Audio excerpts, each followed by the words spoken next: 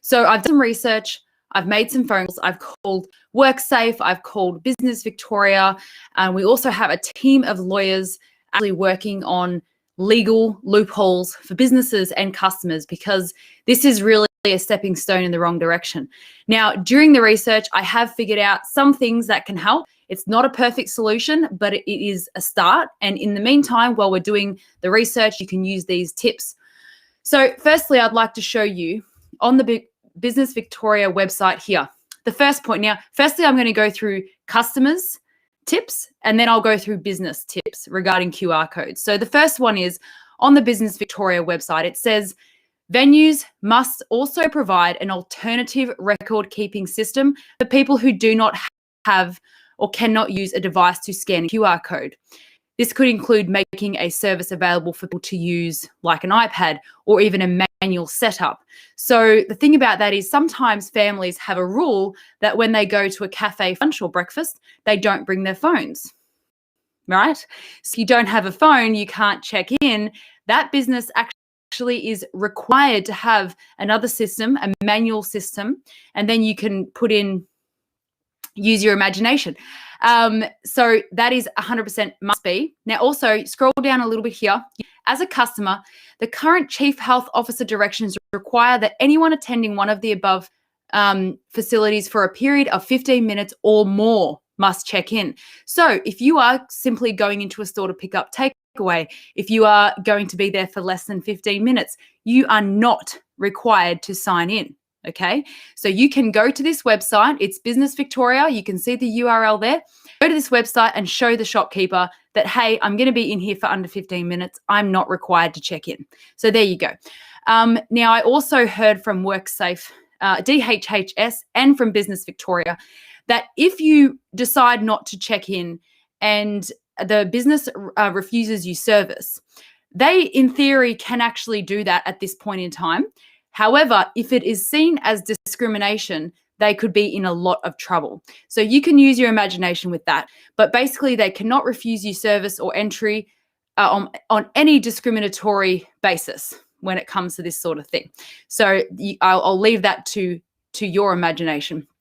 Secondly, when it comes to businesses, all right, so I'm just going to stop sharing that screen right now. So when it comes to businesses, so far I have noticed that the biggest reason that businesses are doing this whole QR code thing is because they're worried about authorized health officers coming and catching them and finding them $1,695 or whatever it is.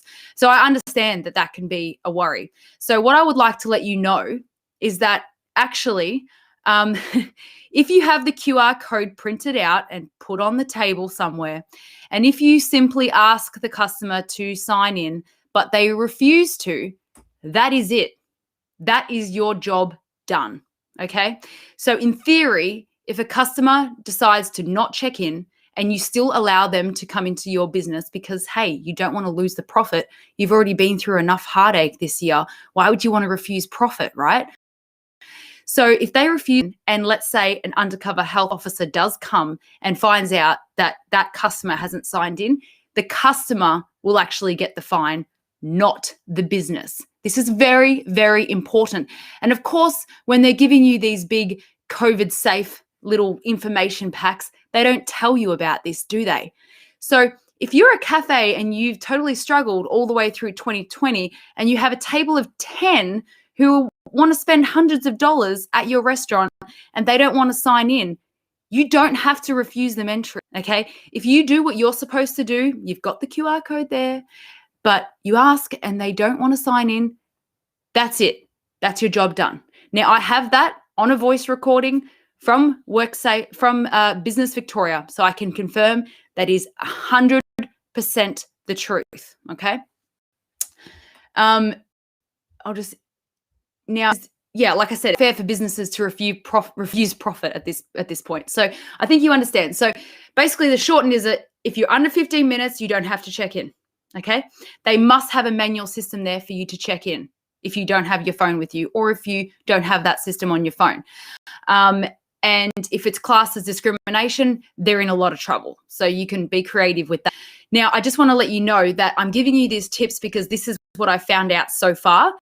this isn't really good enough, because I don't think that business should have to comply with these privacy breaches that I think are a step in the wrong direction. So Reignite Democracy Australia is working with a team of lawyers and volunteers to find out exactly how we can protect your rights as a business and as an individual, because we believe that governments should have less control over their citizens, not more.